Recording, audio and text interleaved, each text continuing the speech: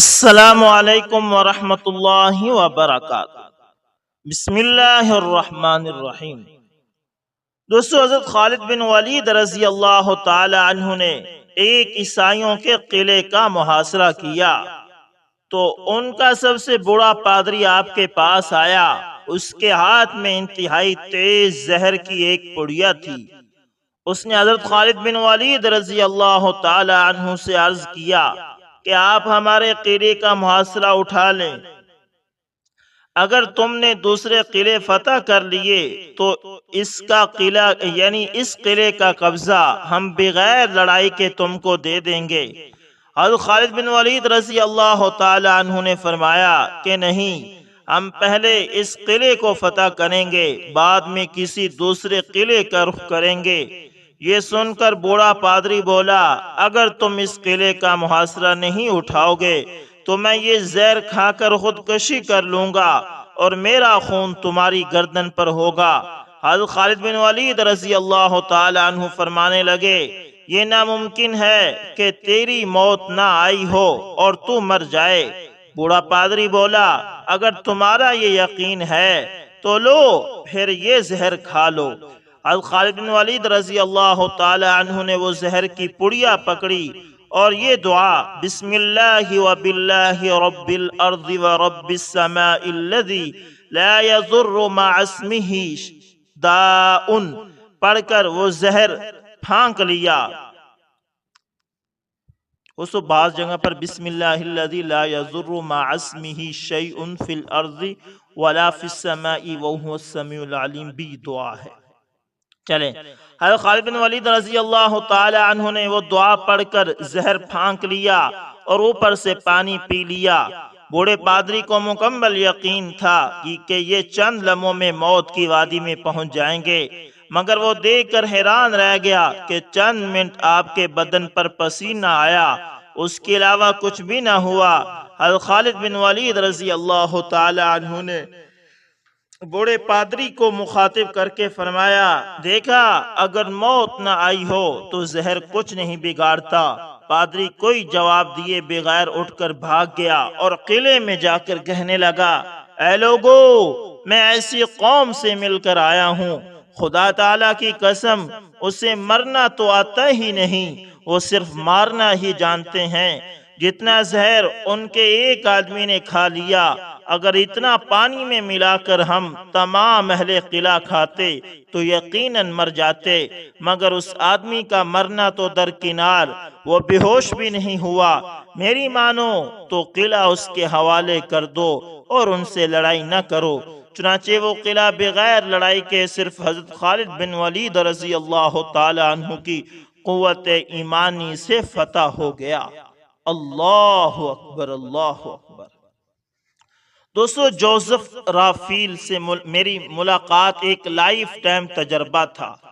Joseph امبرسن میں fast food کی سب سے بڑی کمپنی کا مالک تھا۔ شہر میں اس کے 50 سے زیادہ ریسٹورنٹ تھے۔ وہ دن میں 8 گھنٹے کے لیے اپنے کسی ریسٹوران پر جاتا، اپنے کارکنوں سے ملتا، ان کے ساتھ گپ شپ لگاتا اور اگلے ریسٹورنٹ کی طرف نکل جاتا۔ شام کو وہ ڈیم سکوائر کے ایک ریسٹورنٹ میں بیٹھتا، کافی پیتا، اپنے دوستوں کے ساتھ گپ شپ لگاتا اور گھر چلا جاتا۔ یہ اس کا معمول تھا۔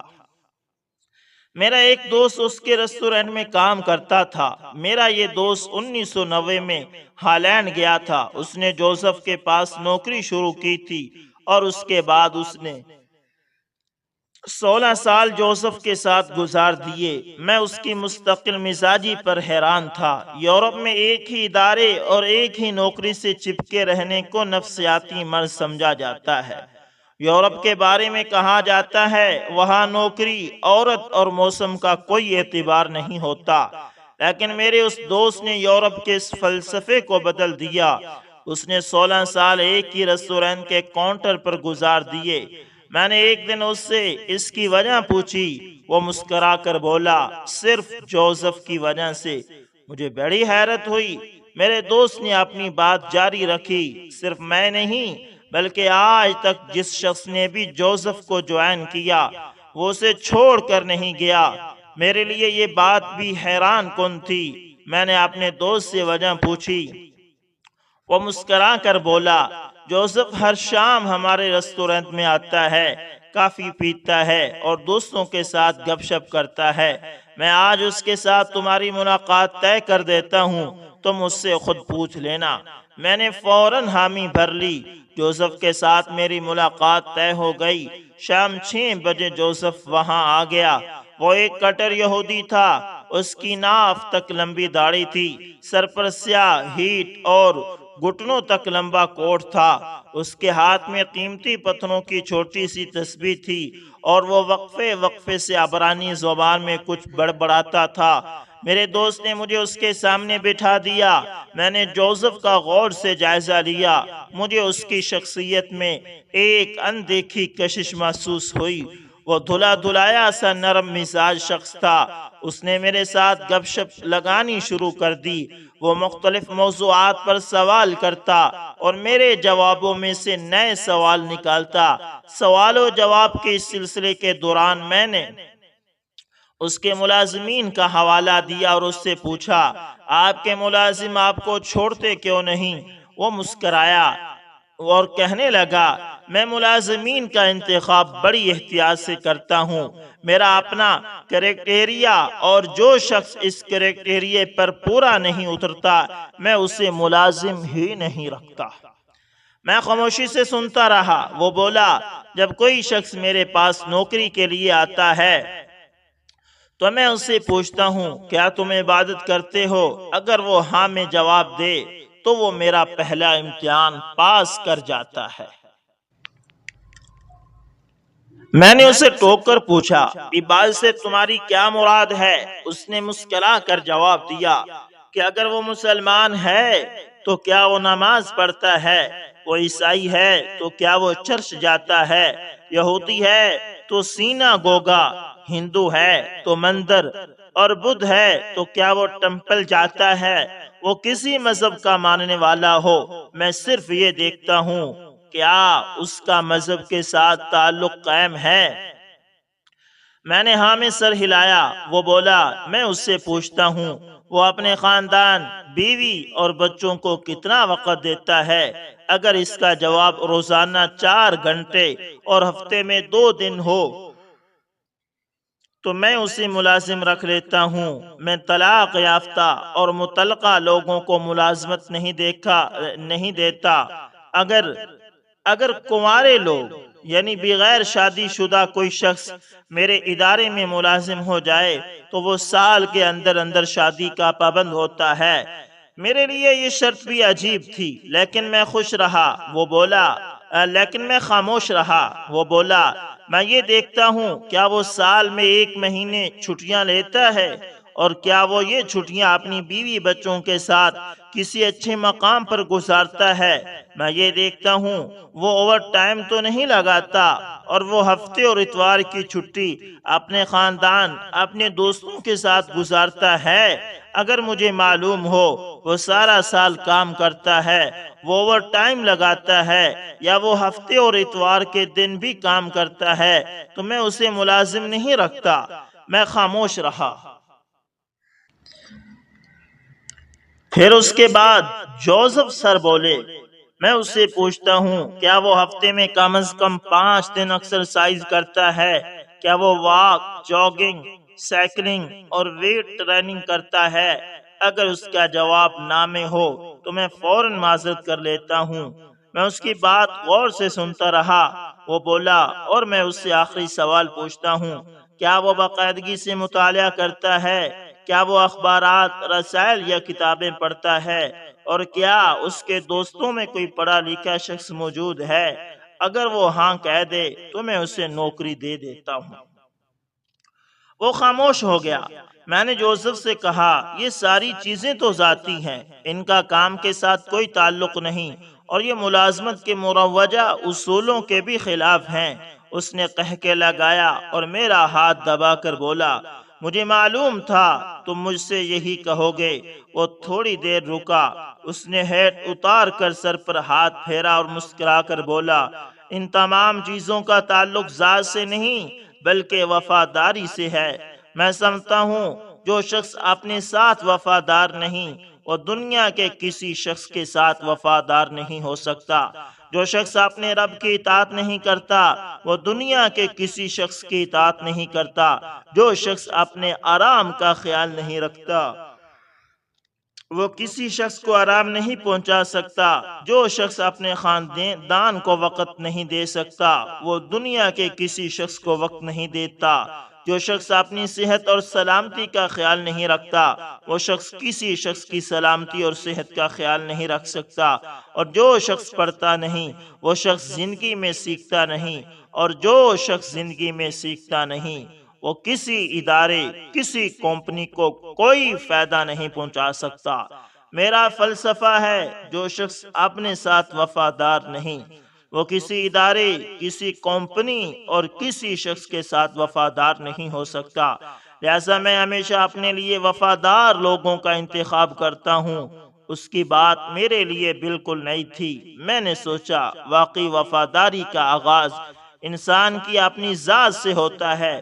جو شخص اپنے ساتھ بے وفا ہو وہ دوسروں کے ساتھ وفاداری کیسے کر سکتا ہے؟ جو شخص اپنے اللہ کے ساتھ دھوکہ کر رہا ہو، جو اپنی ذات کے ساتھ دغا کر رہا ہو، جس نے اپنے خاندان، اپنے وجود اور اپنے ذہن کو محروم کر رکھا ہو، وہ دوسروں کے ذہن، وجود اور خاندان کو کیسے نواز سکتا ہے؟ وہ ان کا بھلا کیسے سوچ سکتا ہے؟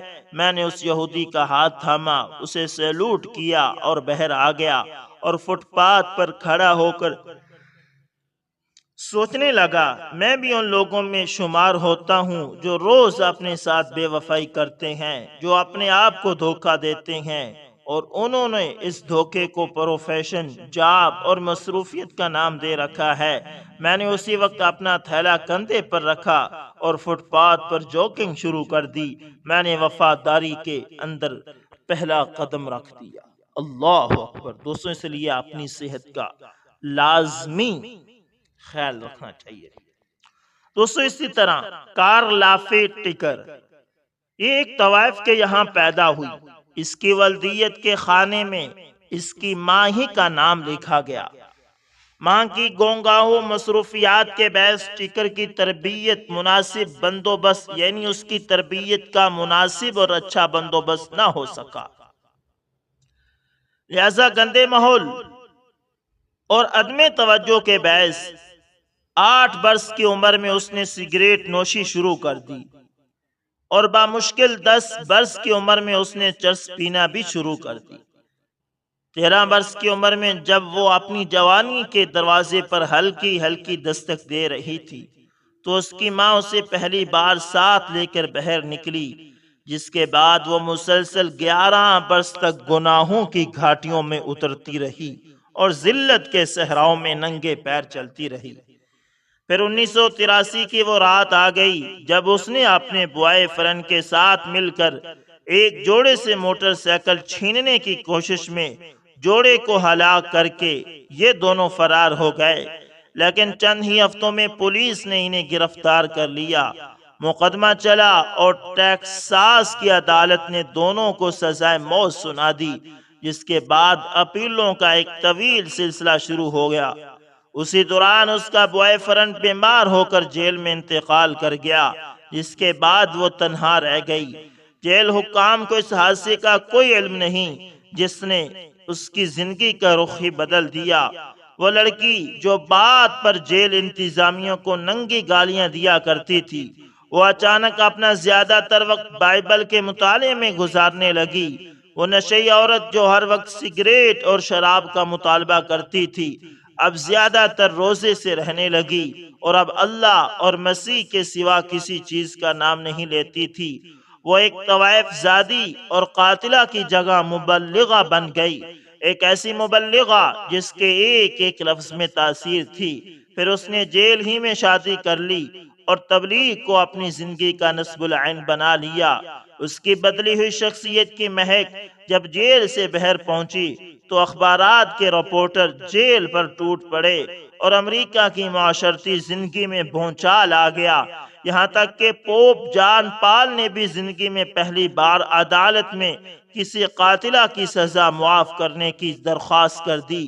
سزائے موت سے 15 روز قبل جب لیری کنگ جیل میں ٹکر کا انٹرویو کرنے گیا تو دنیا نے CNN پر ایک مطمئن اور مسرور چہرہ دیکھا جو پورے اطمینان سے ہر سوال کا جواب دے رہا تھا۔ لیری نے پوچھا، تمہیں موت کا خوف محسوس نہیں ہوتا؟ ٹکر نے مسکرا کر جواب دیا، نہیں، اب مجھے صرف اور صرف موت کا انتظار ہے۔ میں جلد اپنے رب سے ملنا چاہتی ہوں، اپنی کھلی آنکھوں سے اس ہستی کا دیدار کرنا چاہتی ہوں جس نے میری ساری شخصیت ہی بدل دی۔ انٹرویو نشر ہونے کے دوسرے روز پورے امریکہ نے کہا، نہیں، یہ وہ ٹکر نہیں جس نے 2 معصوم شہریوں کو قتل کیا تھا، یہ تو ایک فرشتہ ہے جو صدیوں بعد پیدا ہوتا ہے، اور فرشتوں کو سزائے موت دینا انصاف نہیں، ظلم ہے۔ رحم کی appeal Texas board of pardon and payroll کے سامنے پیش ہوئی۔ 18 رکنی بورڈ نے کیس سننے کی تاریخ دے دی۔ 2 ممبروں نے چھٹی کی درخواست دی جبکہ باقی 16 ممبران نے سزا معاف کرنے سے انکار کر دیا۔ بورڈ کا فیصلہ سن کر عوام سڑکوں پر آ گئی اور ٹیکر کی درخواست لے کر ٹیکساس کے گورنر جارج بش کے پاس پہنچ گئی۔ امریکہ کے معزز ترین پادری جیسی جیکسن نے بھی ٹیکر کی حمایت کر دی۔ گورنر نے درخواست سنی، جیسی جیکسن اور ہجوم سے اظہار ہمدردی کیا، لیکن آخر میں یہ کہہ کر معذرت کر لی، مجھے قانون پر عمل درآمد کرانے کے لیے گورنر بنایا گیا، مجرموں کو معاف کرنے کے لیے نہیں۔ اگر یہ جرم فرشتے سے بھی سرزد ہوتا تو میں اسے بھی معاف نہ کرتا۔ موت سے 2 روز قبل جب ٹیکر کی رحم کی اپیل سپریم کورٹ پہنچی تو چیف جسٹس نے یہ فقرے لکھ کر درخواست واپس کر دی۔ اگر آج پوری دنیا کہے کہ یہ عورت کارلافی ٹیکر نہیں، ایک مقدس ہستی ہے، تو بھی امریکن قانون میں اس کے لیے کوئی ریلیف نہیں ہے، کیونکہ جس عورت نے قتل کرتے ہوئے 2 بے گناہ شہریوں کو کوئی رعایت نہیں دی، اسے دنیا کا کوئی منصف رعایت نہیں دے سکتا۔ ہم خدا سے پہلے ان 2 لاشوں کے سامنے جواب دہ ہیں جنہیں اس عورت نے ناحق مار دیا۔ 3 فروری 1998 کی صبح 5:45 بجے ٹیکساس کی ایک جیل میں 38 سالہ کارلافی ٹیکر کو زہریلا انجیکشن لگا کر سزائے موت دے دی گئی۔ 4 فروری کو جب CNN سے کارلافی ٹیکر کی موت کی خبر نشر ہو رہی تھی تو میں نے اپنی ضمیر سے پوچھا کہ وہ کیا معجزہ ہے جو امریکہ جیسے سڑے ہوئے بیمار معاشرے کو زندہ رکھے ہوئے ہے۔ تو حافظے میں حضرت علی رضی اللہ تعالی عنہ کا قول زیری چمکنے لگا کہ معاشرے کفر کے ساتھ تو زندہ رہ سکتے ہیں لیکن نا انصافی کے ساتھ نہیں۔ جو عدالتیں عوامی احتجاج یا حکمرانوں سے متاثر ہو کر اپنے فیصلے بدل دیں تو وہ عدالتیں نہیں، بادبانی کشتیاں ہوتی ہیں جن کی منزلوں کا تعین ملا نہیں، ہوائیں کرتی ہیں۔ دوستو، امید کرتا ہوں کہ آج کی ویڈیو آپ لوگوں کو پسند آئی ہوگی، اور اللہ سے دوستو دعا بھی کریں کہ اللہ تعالیٰ ایسا انصاف اور ایسے منصف اور عادل حکمران اور جج اس ملک پاکستان کو بھی عطا کرے جو انصاف کا بول بالا کریں۔ دوستو، اگر آپ ہمارے چینل AS انفارمیشن TV پر نئے ہیں تو اس کو دوستو سبسکرائب کر لینا اور ساتھ میں بیل کے نشان کو دبانا نہ بھولنا تاکہ ہر نئی ویڈیو کا نوٹیفیکیشن آپ لوگوں تک پہنچتا رہے۔ دوستو، ملتے ہیں کسی نیکسٹ اچھی سی ویڈیو کے اندر، تب تک کے لیے اللہ حافظ، جزاکم اللہ خیر۔